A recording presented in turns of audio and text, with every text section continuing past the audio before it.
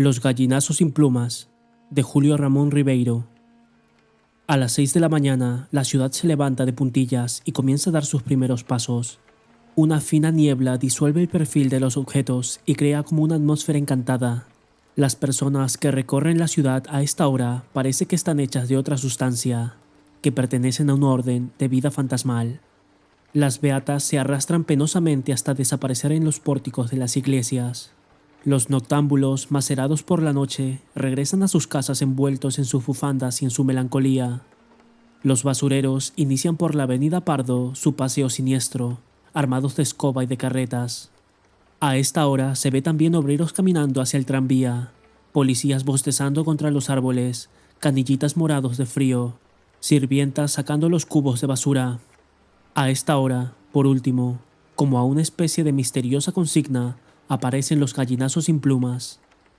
A esta hora, el viejo don Santos se pone la pierna de palo y sentándose en el colchón comienza a berrear. ¡A levantarse! Efraín, Enrique, ya es hora. Los dos muchachos corren a la acequia del corralón frotándose los ojos legañosos. Con la tranquilidad de la noche, el agua se ha remansado y en su fondo transparente se ven crecer hierbas y deslizarse ágiles y furiosos. Luego de enjuagarse la cara, coge cada cual su lata y se lanzan a la calle. Don Santos, mientras tanto, se aproxima al chiquero y con su larga vara golpea el lomo del cerdo que se revuelca entre los desperdicios. Todavía te falta un poco, marrano, pero guarda nomás, que ya llegará tu turno. Efraín y Enrique se demoran en el camino, trepando a los árboles para arrancar moras y recogiendo piedras de aquellas filudas que cortan el aire y hieren por la espalda. Siendo aún la hora celeste, llegan a su dominio, una larga calle ornada de casas elegantes que desemboca en un malecón. Ellos no son los únicos. En otros corrales, en otros suburbios, alguien ha dado la voz de alarma y muchos se han levantado. Unos portan latas, otros cajas de cartón. A veces solo basta un periódico viejo. Sin conocerse, forman una especie de organización clandestina que tiene repartida toda la ciudad. Los hay que merodean por los edificios públicos, otros han elegido los parques o los muladares. Hasta los perros han adquirido sus hábitos, sus itinerarios, sabiamente aleccionados por la miseria. Efraín y Enrique, después de un breve descanso, empiezan su trabajo. Cada uno escoge una acera de la calle. Los cubos de basura están alineados delante de las puertas. Hay que vaciarlos íntegramente y luego comenzar la exploración. Un cubo de basura es siempre una caja de sorpresas. Se encuentran latas de sardina, zapatos viejos, pedazos de pan, pericotes muertos, algodones inmundos. A ellos solo les interesan los restos de comida. En el fondo del chiquero, Pascual recibe cualquier cosa y tiene predilección por las verduras ligeramente descompuestas. La pequeña lata de cada uno se va llenando de tomates podridos, pedazos de cebo, extrañas salsas que no figuran en ningún manual de cocina. No es raro, sin embargo, hacer un hallazgo valioso. Un día, Efraín encontró unos tirantes con lo que fabricó una honda. Otra vez una pera casi buena, que devoró en el acto. Enrique, en cambio, tiene suerte para las cajitas de remedios, los pomos brillantes, las escobillas de dientes usadas y otras cosas semejantes que colecciona con avidez. Después de una rigurosa selección, regresan la basura al cubo y se lanzan sobre el próximo. No conviene demorarse mucho porque el enemigo siempre está al acecho. A veces son sorprendidos por las sirvientas y tienen que huir dejando regado su botín. Pero con más frecuencia es el carro de la baja policía el que aparece y entonces la jornada está perdida. Cuando el sol asoma sobre las lomas, la hora celeste llega a su fin, la niebla se ha disuelto, las beatas están sumidas en éxtasis, los noctámbulos duermen, los canillitas han repartido los diarios, los obreros trepan a los andamios, la luz desvanece el mundo mágico del alba, los gallinazos sin plumas han regresado a su nido. Don Santos los espera con el café preparado. A ver, ¿qué cosa han traído? Husmeaba entre las latas y si la provisión estaba buena hacía siempre el mismo comentario. Pascual tendrá banquete hoy día. Pero la mayoría de las veces estallaba. ¡Idiotas! ¿Qué han hecho hoy día? Se han puesto a jugar seguramente. Pascual se morirá de hambre. Ellos huían hacia el emparrado, con las orejas ardientes de los pescozones, mientras el viejo se arrastraba hacia el chiquero. Desde el fondo de su reducto el cerdo empezaba a gruñir. Don Santos le aventaba la comida. «Mi pobre Pascual, hoy día te quedarás con hambre por culpa de esos amarros. Ellos no te engríen como yo. Habrá que zurrarlos para que aprendan». Al comenzar el invierno, el cerdo estaba convertido en una especie de monstruo insaciable. Todo le parecía poco, y don Santos se vengaba en sus nietos del hambre del animal. Los obligaba a levantarse más temprano, a invadir los terrenos ajenos en busca de más desperdicios. Por último, los forzó a que se dirigieran hasta el muladar que estaba al borde del mar. Allí encontrarán más cosas. Será más fácil además porque todo está junto. Un domingo, Efraín y Enrique llegaron al barranco. Los carros de la baja policía, siguiendo una huella de tierra, descargaban la basura sobre un pendiente de piedras. Visto desde el malecón, el muladar formaba una especie de acantilado oscuro y humeante. Desde los gallinazos y los perros se desplazaban como hormigas. Desde lejos, los muchachos arrojaron piedras para espantar a sus enemigos. El perro se retiró aullando. Cuando estuvieron cerca, sintieron un olor nauseabundo que penetró hasta sus pulmones. Los pies se les hundían en un alto de plumas, de excrementos, de materias descompuestas o quemadas. Enterrando las manos, comenzaron la exploración. A veces, bajo un periódico amarillento, descubrían una carroña devorada a medias. En los acantilados próximos, los gallinazos espiaban impacientes, y algunos se acercaban saltando de piedra en piedra, como si quisieran acorralarlos. Efraín gritaba para intimidarlos, y sus gritos resonaban en el desfiladero, y hacían desprenderse guijarros que rodaban hacia el mar. Después de una hora de trabajo, regresaban al corralón con los cubos llenos. «¡Bravo!», exclamó don Santos. «Habrá que repetir esto 2 o 3 veces por semana». Desde entonces, los miércoles y los domingos, Efraín y Enrique hacían el trote hasta el muladar. Pronto formaron parte de la extraña fauna de esos lugares, y los gallinazos, acostumbrados a su presencia, laboraban a su lado, graznando, aleteando, escarbando con sus picos amarillos, como ayudándoles a descubrir la pista de la preciosa suciedad. Fue al regresar de una de esas excursiones que Efraín sintió un dolor en la planta del pie. Un vidrio le había causado una pequeña herida. Al día siguiente tenía el pie hinchado, no obstante lo cual prosiguió su trabajo.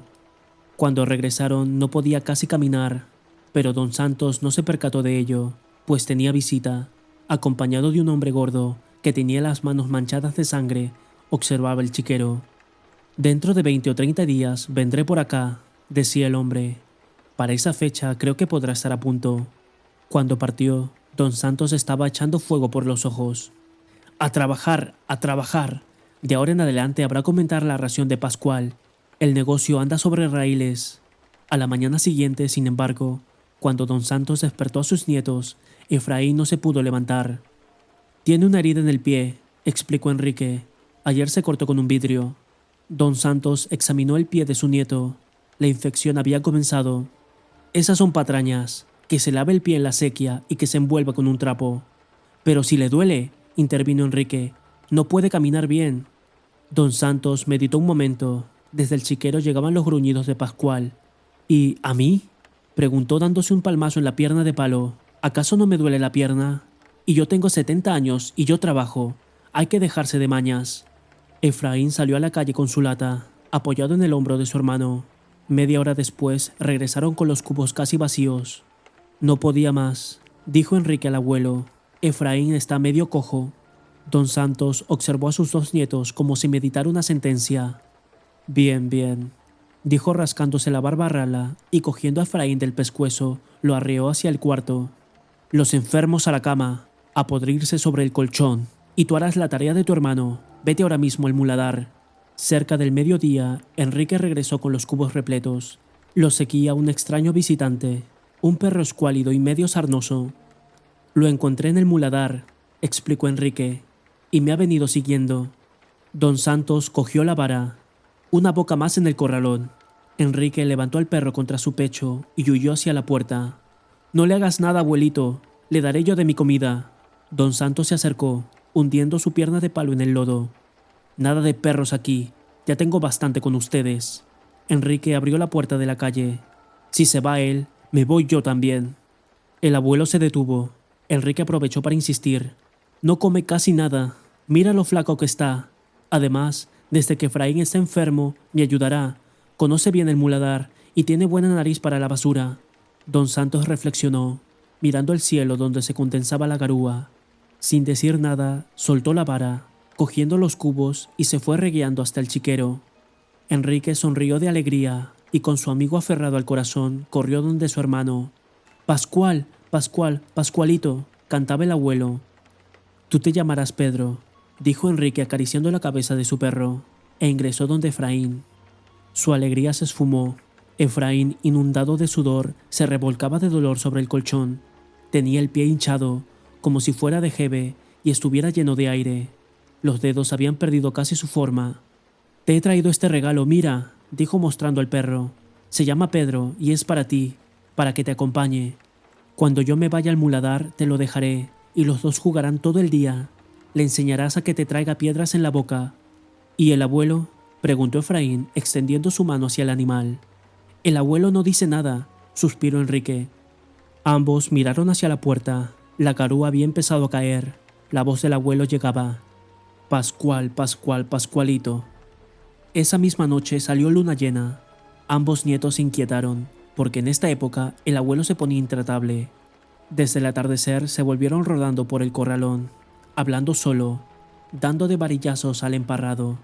Por momentos se aproximaba al cuarto, echaba una mirada a su interior y al ver a sus nietos silenciosos, lanzaba un salivado cargado de rencor. Pedro le tenía miedo y cada vez que lo veía se acurrucaba y se quedaba inmóvil como una piedra. «Mugre, nada más que mugre», repitió toda la noche el abuelo, mirando la luna. A la mañana siguiente, Enrique amaneció resfriado. El abuelo, que lo sintió estornudar en la madrugada, no dijo nada.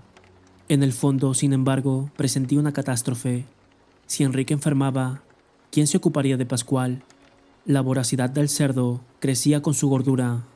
Gruñía por las tardes con el hocico enterrado en el fango. Del corralón de Nemesio, que vivía a una cuadra, se habían venido a quejar. Al día siguiente sucedió lo inevitable. Enrique no se pudo levantar, había tosido toda la noche y la mañana lo sorprendió temblando, quemado por la fiebre. «¿Tú también?», preguntó el abuelo. Enrique señaló su pecho, que roncaba. El abuelo salió furioso del cuarto. 5 minutos después regresó. «Está muy mal engañarme de esta manera», plañía. «Abusan de mí porque no puedo caminar. Saben bien que soy viejo, que soy cojo. De otra manera los mandaría al diablo y me ocuparía yo solo de Pascual». Efraín se despertó quejándose y Enrique comenzó a toser. «Pero no importa, yo me encargaré de él. Ustedes son basura, nada más que basura. Unos pobres gallinazos sin plumas. Ya verán cómo les saco ventaja. El abuelo está fuerte todavía. Pero eso sí, hoy día no habrá comida para ustedes. No habrá comida hasta que no puedan levantarse y trabajar». A través del umbral lo vieron levantar las latas en vilo y volcarse en la calle. Media hora después regresó aplastado. Sin la ligereza de sus nietos, el carro de la baja policía lo había ganado. Los perros, además, habían querido morderlo. «Pedazos de mugre, ya saben, se quedarán sin comida hasta que no trabajen». Al día siguiente trató de repetir la operación, pero tuvo que renunciar. Su pierna de palo había perdido la costumbre de las pistas de asfalto, de las duras aceras, y cada paso que daba era como un lanzazo en la ingle. A la hora celeste del tercer día quedó desplomado en su colchón, sin otro ánimo que para el insulto. «Si se muere de hambre», gritaba, «será por culpa de ustedes». Desde entonces empezaron unos días angustiosos, interminables. Los tres pasaban el día encerrados en el cuarto, sin hablar, sufriendo una especie de reclusión forzada. Efraín se revolcaba sin tregua. Enrique tosía. Pedro se levantaba y después de hacer un recorrido por el corralón, regresaba con una piedra en la boca, que depositaba en las manos de sus amos. Don Santos, a medio acostar, jugaba con su pierna de palo y les lanzaba miradas feroces. A mediodía se arrastraba hasta la esquina del terreno donde crecían verduras y preparaba su almuerzo, que devoraba en secreto. A veces aventaba a la cama de sus nietos alguna lechuga o una zanahoria cruda, con el propósito de excitar su apetito, creyendo así hacer más refinado su castigo. Efraín ya no tenía fuerzas para quejarse. Solamente Enrique sentía crecer en su corazón un miedo extraño, y al mirar a los ojos del abuelo creía desconocerlo, como si ellos hubieran perdido su expresión humana. Por las noches, cuando la luna se levantaba, cogía a Pedro entre sus brazos y lo aplastaba tiernamente hasta hacerlo gemir. A esa hora el cerdo comenzaba a gruñir y el abuelo se quejaba como si lo estuvieran ahorcando. A veces se ceñía la pierna de palo y salía al corralón. A la luz de la luna, Enrique lo veía ir 10 veces del chiquero a la huerta, levantando los puños, atropellando lo que encontraba en su camino. Por último, reingresaba en su cuarto y se quedaba mirándolos fijamente, como si quisiera ser los responsables del hambre de Pascual. La última noche de luna llena nadie pudo dormir. Pascual lanzaba verdaderos rugidos. Enrique había oído decir que los cerdos, cuando tenían hambre, se volvían locos como los hombres. El abuelo permaneció en vela, sin apagar siquiera el farol. Esta vez no salió al corralón ni maldijo entre dientes. Hundido en su colchón, miraba fijamente la puerta. Parecía amasar dentro de sí una cólera muy vieja, jugar con ella, aprestarse a dispararla.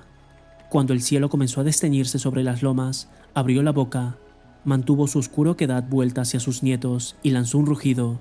¡Arriba, arriba, arriba! Los golpes comenzaron a llover. ¡A levantarse, haraganes! ¿Hasta cuándo vamos a estar así? ¡Esto se acabó! ¡De pie!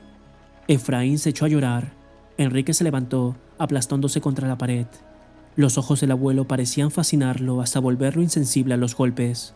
Veía la bala alzarse y batirse sobre su cabeza como si fuera una vara de carbón. Al fin pudo reaccionar. ¡A Efraín no! Él no tiene la culpa. Déjame a mí solo. Yo saldré. Yo era el muladar. El abuelo se contuvo jadeante. Tardó mucho tiempo en recuperar el aliento. Ahora mismo, al muladar. Lleva los 2 cubos. 4 cubos. Enrique se apartó, cogió los cubos y se alejó a la carrera. La fatiga del hambre y de la convalecencia lo hacían trastabillar. Cuando abrió la puerta del corralón, Pedro quiso seguirlo. «Tú no, quédate aquí cuidando a Efraín», y se lanzó a la calle respirando a pleno pulmón el aire de la mañana. En el camino comió hierbas, estuvo a punto de mascar la tierra. Todo lo veía a través de una niebla mágica. La debilidad lo hacía ligero, etéreo. Volaba casi como un pájaro. En el muladar se sintió un gallinazo más entre los gallinazos. Cuando los cubos estuvieron rebosantes, emprendió el regreso. Las beatas, los noctámbulos, los canillitas descalzos, todas las secreciones del alba comenzaban a dispersarse por la ciudad. Enrique, vuelto a su mundo, caminaba feliz entre ellos, en su mundo de perros y fantasmas, tocado por la hora celeste.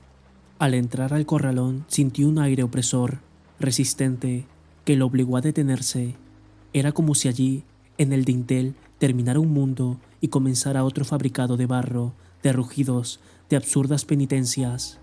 Lo sorprendente era, sin embargo, que esta vez reinaba en el corralón una calma cargada de malos presagios, como si toda la violencia estuviera en equilibrio, a punto de desplomarse.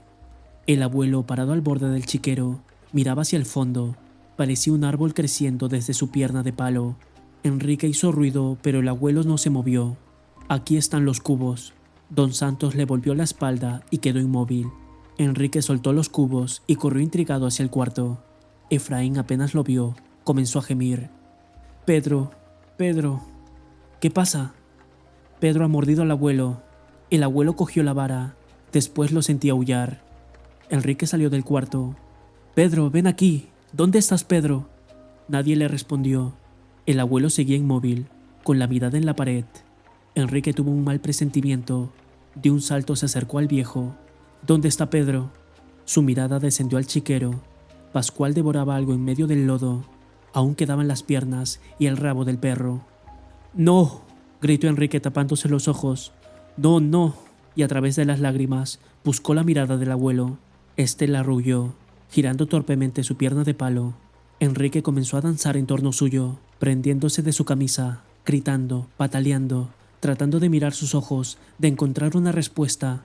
«¿Por qué has hecho eso? ¿Por qué?» El abuelo no respondía. Por último, impaciente, dio un manotón a su nieto que lo hizo rodar por tierra.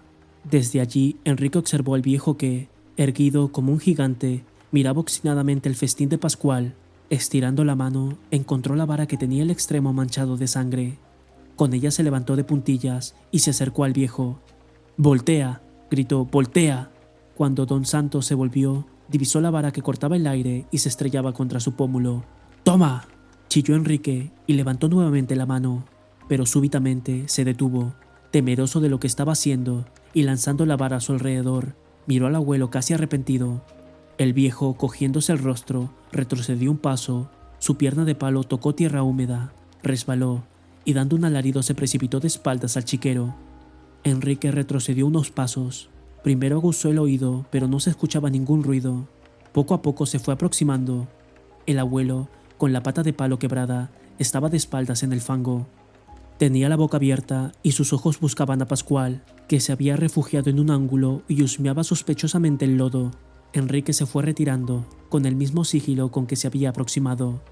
Probablemente el abuelo alcanzó a divisarlo, pues mientras corría hacia el cuarto le pareció que lo llamaba por su nombre, con un tono de ternura que él nunca había escuchado.